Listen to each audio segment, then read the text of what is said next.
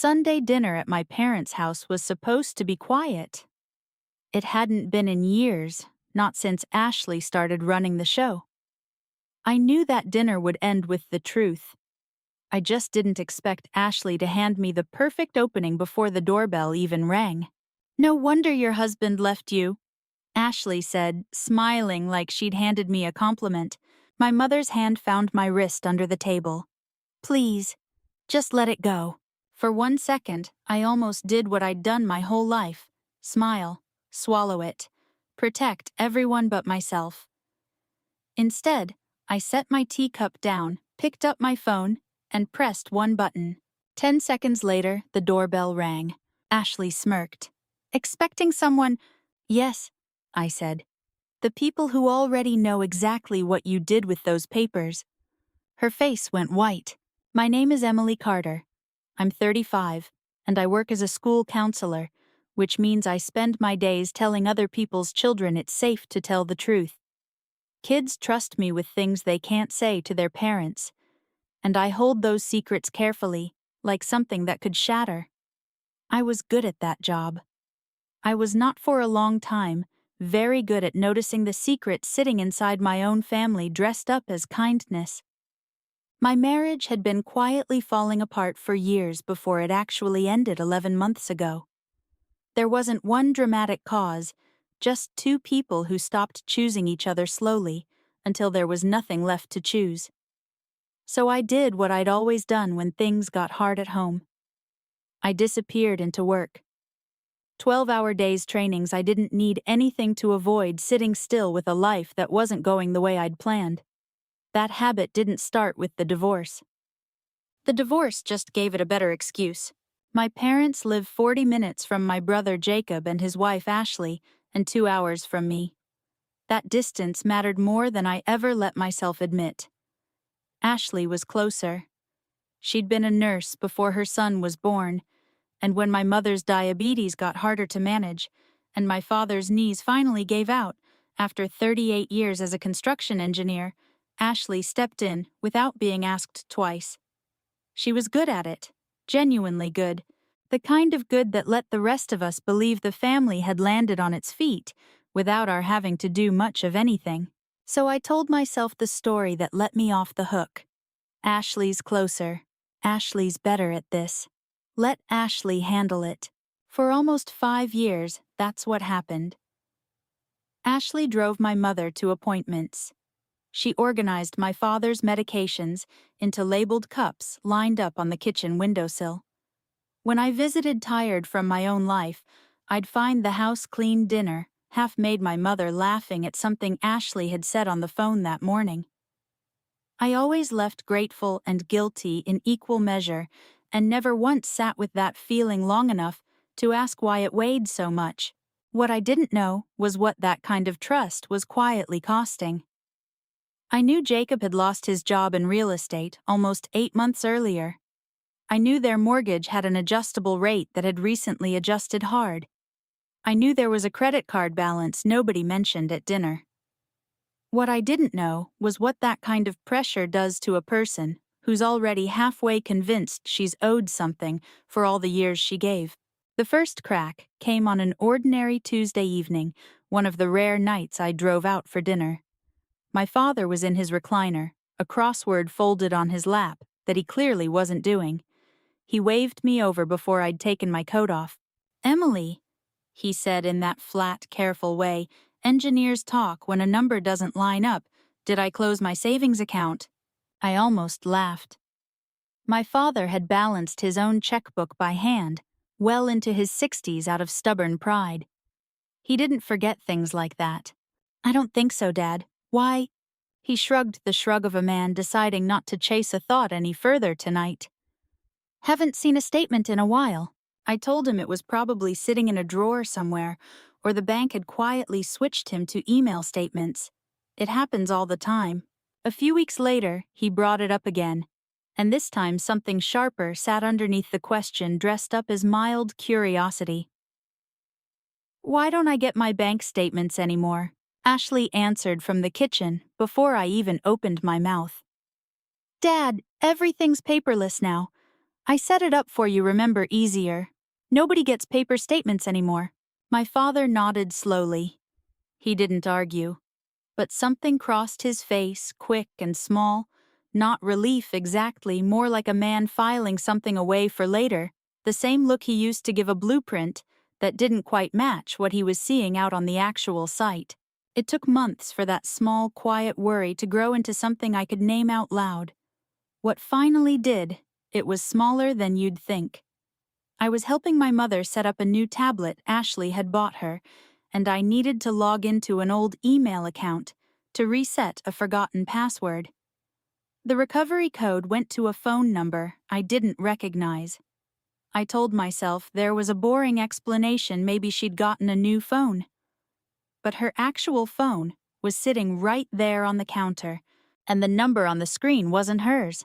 That night, I started actually looking. Not confronting anyone, not yet, just looking the way you check a smoke detector after smelling something faintly like burning.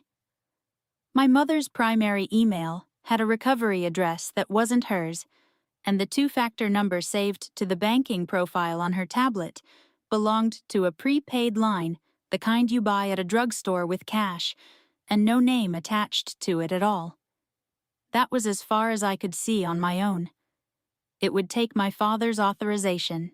Weeks later, before anyone found out how far past that one account it actually went. I didn't say anything to my father that week.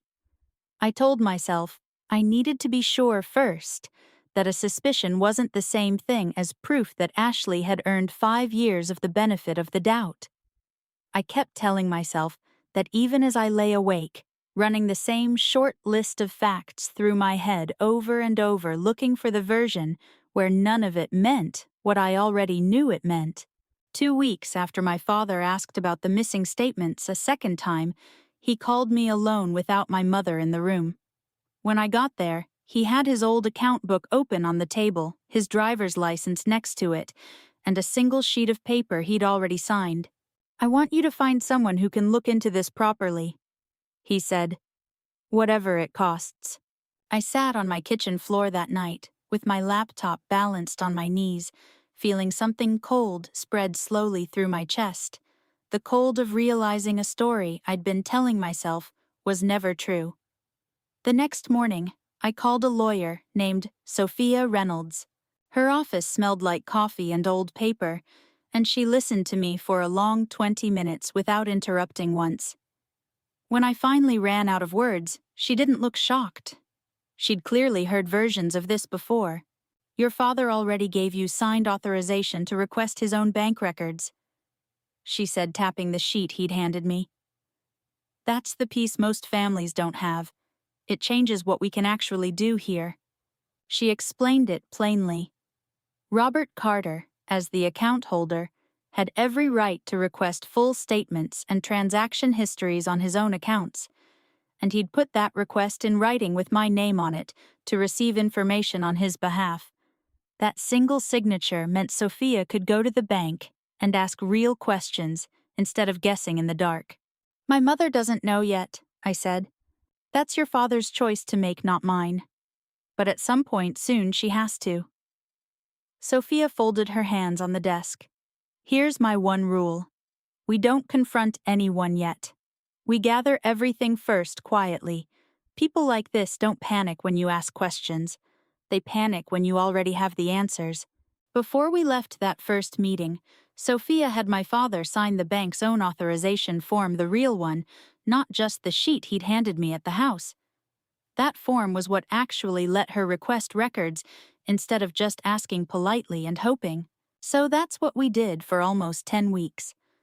My father brought Sophia his account book and whatever paperwork he could dig out of drawers and old boxes. Sophia's office requested transaction histories directly from the bank under his authorization, and when the numbers didn't add up, the bank's own fraud department opened a file, which meant they could start tracing where the money had actually gone. I'm not a financial person.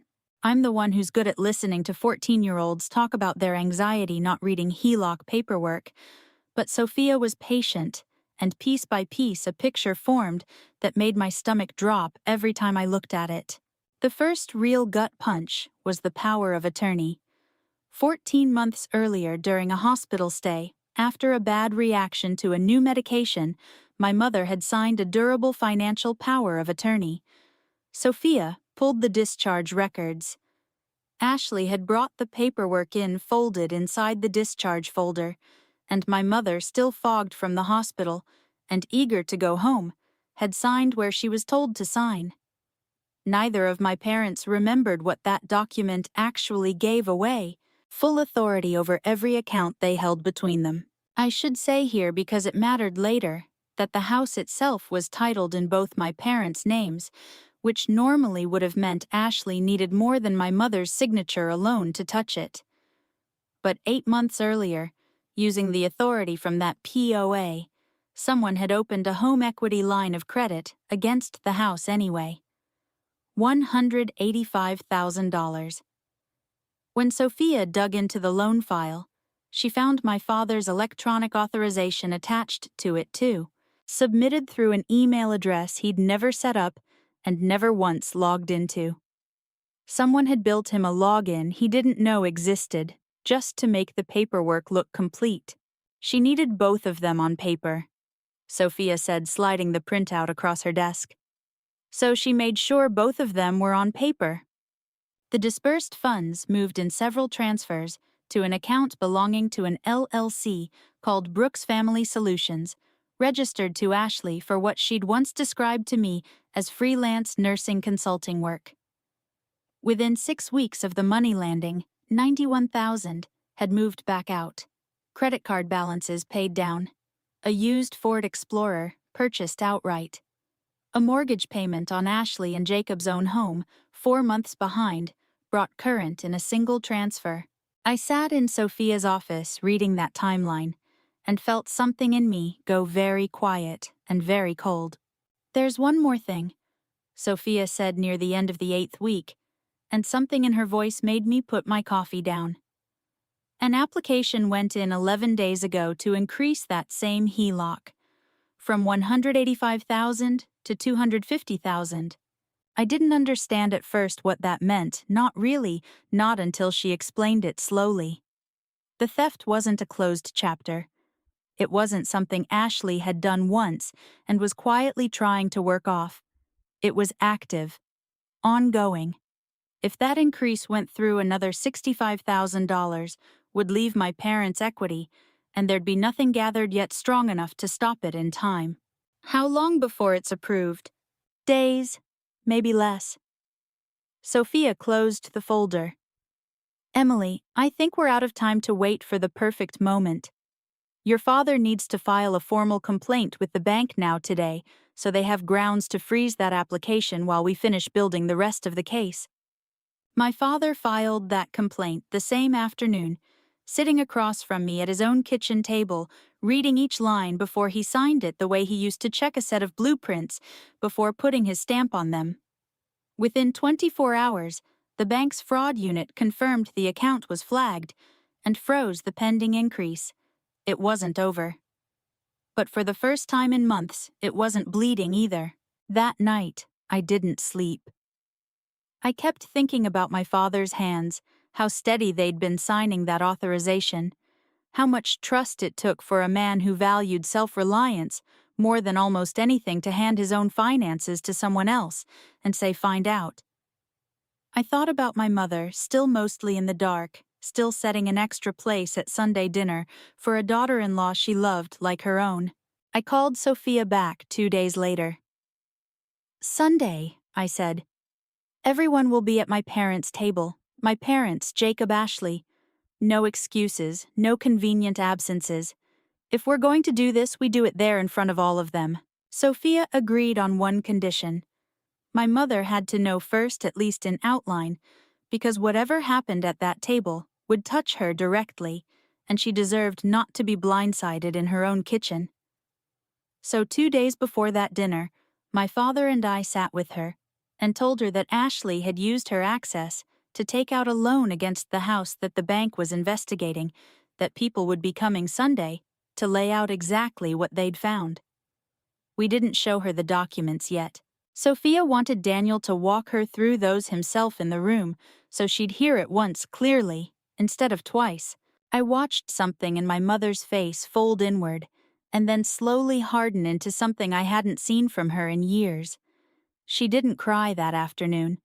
She just nodded and said, "Then we do this together." Sophia would arrive at 4:30, timed for right after the meal, when nobody would have anywhere else they needed to be. She wasn't coming alone. She'd already looped in Daniel Hayes, a senior investigator with Wells Fargo's Elder Financial Exploitation Unit, who'd been assigned to the case once the bank's fraud flags tripped over the pending increase. Daniel had reviewed the file. He'd confirmed the pattern.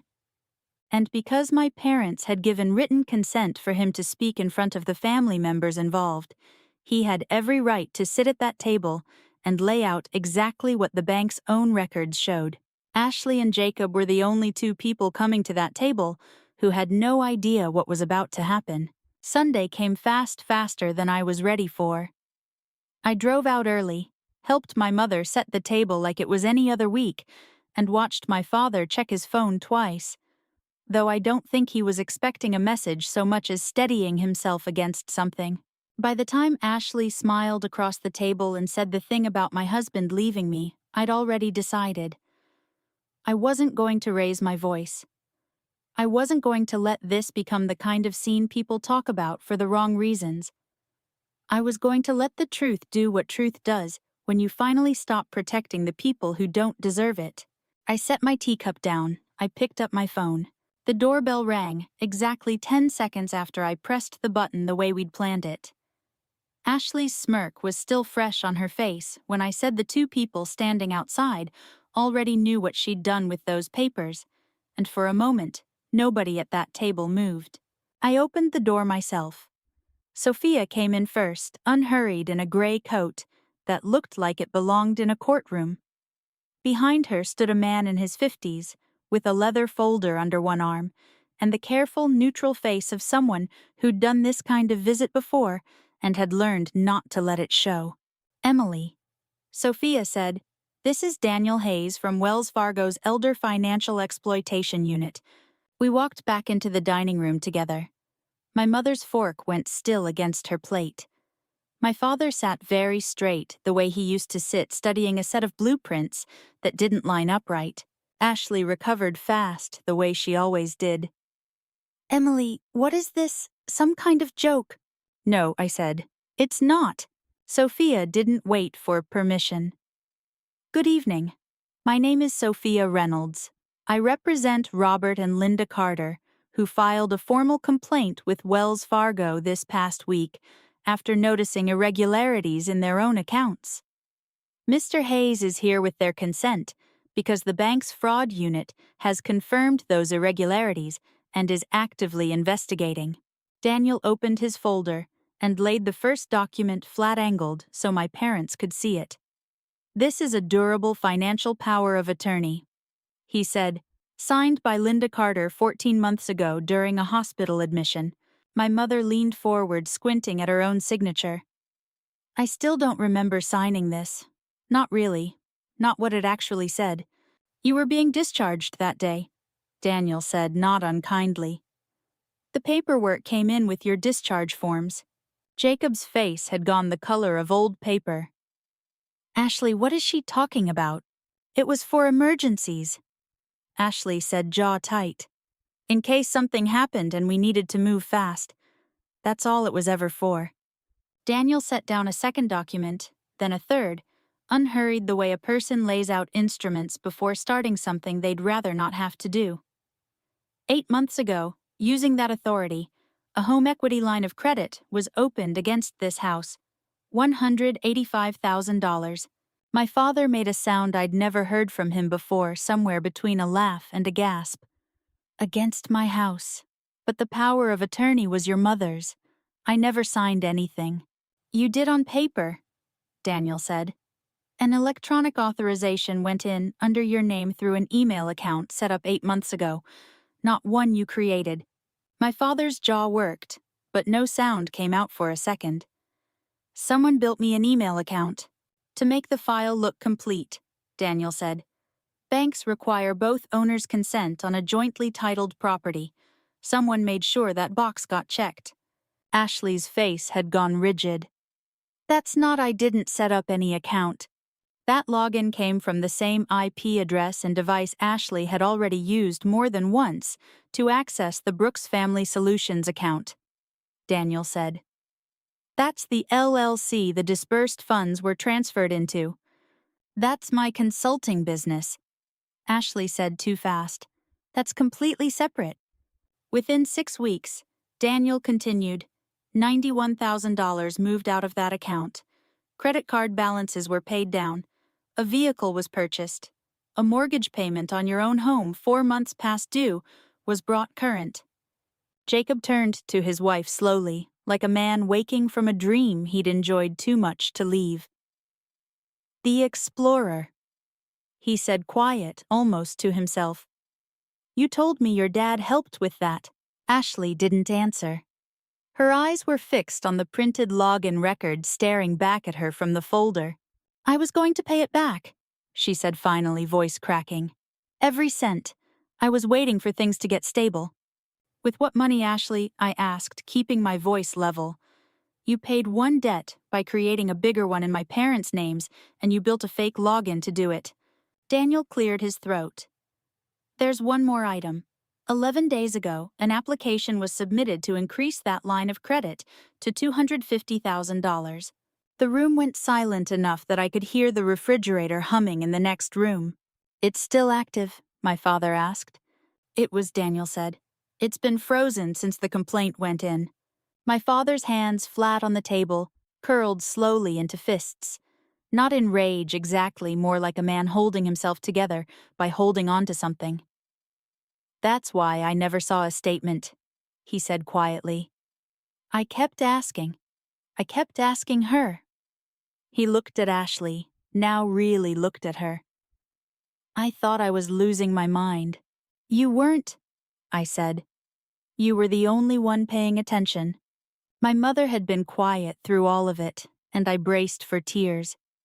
Instead, she set down her own fork deliberately and looked at Ashley with a steadiness I hadn't seen from her in years. I trusted you to care for me, she said. I never gave you permission to decide what my life was worth. She turned to Sophia. I want to sign whatever revokes that document. Tonight. Sophia slid the revocation across the table, and my mother signed it without her hand shaking once. Ashley. Sophia said, You'll sign an acknowledgement that you've received notice of the revocation and that your authority under that document ends as of tonight. You'll also return every copy in your possession, along with any keys or account access tied to it. Ashley signed with a trembling hand.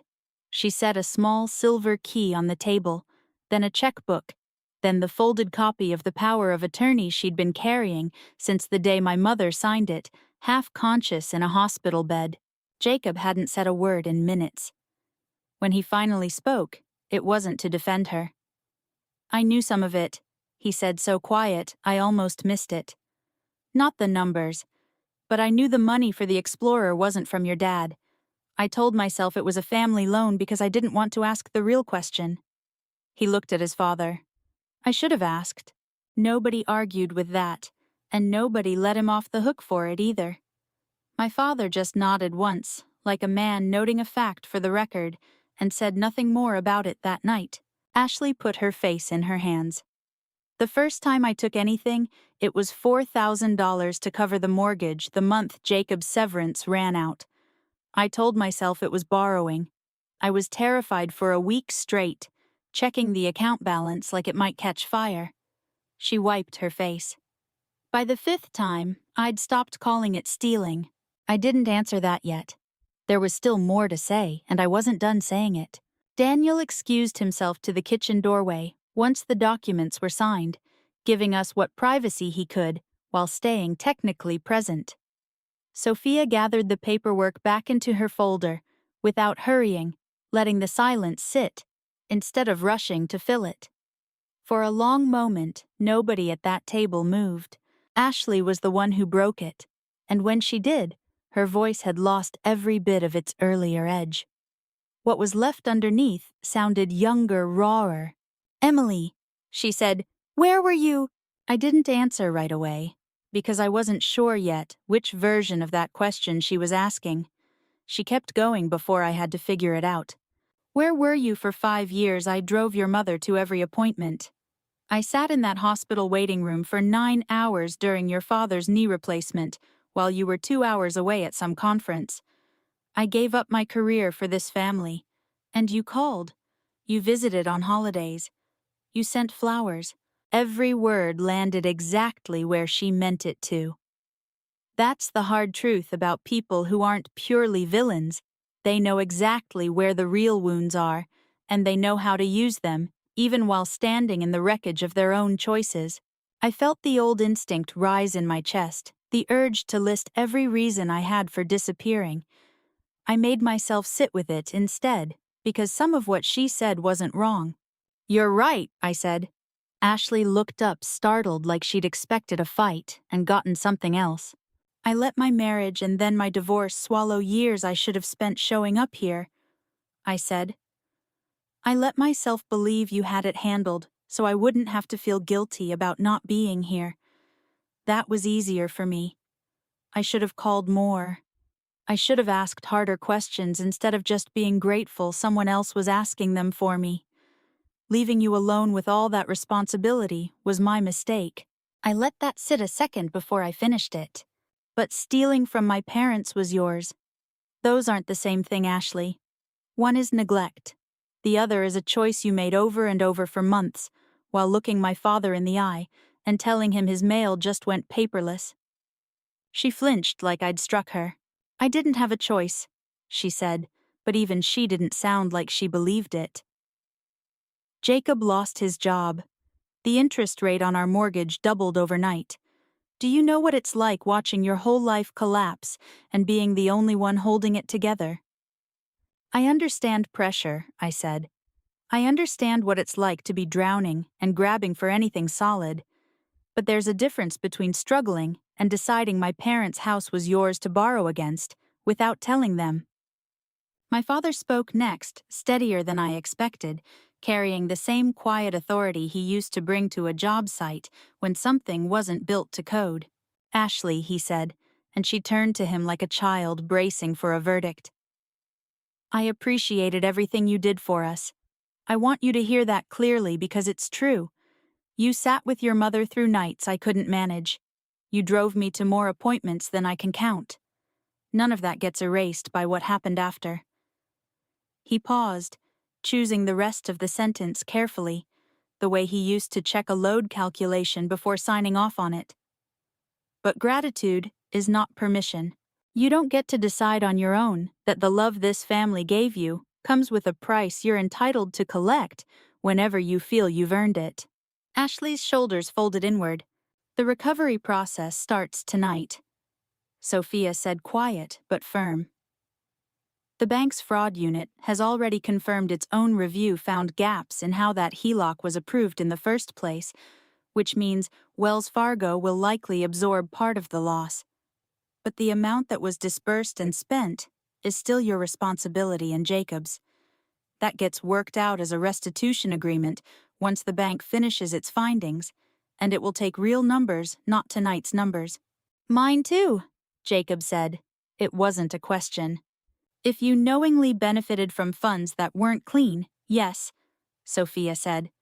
"You'll want your own attorney to look at the specifics, but I'd expect a joint agreement." Jacob nodded slowly like a man accepting a verdict he'd been avoiding for a while. Ashley wiped her face with the back of her hand. "I really did love them," she said. "I need you to believe that. Whatever else is true, that part was real." "I know," I said, and I meant it. That's the part of this I still find hardest to sit with, the part that doesn't fit neatly into a story about a villain and a victim. I think that's what makes this so hard. If you'd hated them, this would almost be easier to understand. Nobody said much else after that. Daniel came back in long enough to confirm the freeze on the account and to tell my parents someone from the bank's resolution team would follow up within the week. Sophia stayed another 20 minutes, walking my mother through what the revocation actually meant now that it was signed, answering my father's questions in the same plain, unhurried voice she'd used in her office months earlier. Jacob left first alone, taking his own car. Ashley stayed behind another 20 minutes with Sophia and Daniel before calling a ride of her own. Nobody asked either of them to explain why they went home separately, and neither of them offered. 3 weeks passed before Wells Fargo's resolution team sent their findings in writing. My father called me the morning the letter arrived, and I could hear him reading it slowly, the way he used to read inspection reports, checking every line against what he already knew. The bank's own audit found that the HELOC approval process had skipped a required verification step tied to the power of attorney, and that the fraudulent email authorization should have triggered a manual review that never happened. The audit also confirmed what Sophia had suspected for weeks, that the $91,000 moved in the first 6 weeks wasn't the whole story. Another $34,000 had gone out in smaller draws over the months after, bringing the real total to $125,000 pulled from that line of credit. Because of the bank's own errors in approving it, Wells Fargo agreed to absorb 40% of that $50,000. The remaining $75,000 became the starting balance of a restitution agreement between Ashley, Jacob, and my parents to be paid over 5 years, garnished directly from whatever income the two of them could manage together. It wasn't a clean ending. It wasn't supposed to be. Ashley was charged with financial exploitation of a vulnerable adult.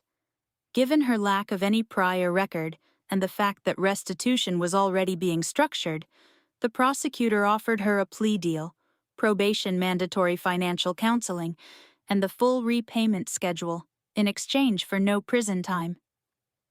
After talking it through with Sophia, my parents told the prosecutor they wouldn't oppose it. It wasn't their decision to make, not really, but their voice still mattered, and they used it the only way the law let them. It will follow Ashley for years, maybe longer than any of us can predict right now. There was one hard week in the middle of all of it that almost undid the whole arrangement. My mother, 2 months in, called me late one night, crying in a way I hadn't heard since the dinner itself. She wanted to withdraw her support for the case entirely. She kept saying Ashley's son didn't do anything wrong, that the boy shouldn't grow up watching his mother go through this, that maybe it was easier to just let the debt sit quiet between family instead of dragging it through a court file. I drove out the next morning and sat with her at that same kitchen table. I didn't tell her she was wrong to feel that way. I told her that forgiving Ashley and protecting her grandson didn't require pretending none of this happened, and that stepping back now wouldn't undo any of it. It would just mean nobody had to answer for it. She sat with that a long time, staring at her hands, and then she nodded and said, "Then we finish what we started." She never brought it up again. Jacob sold the Explorer within the first month before anyone had to tell him to.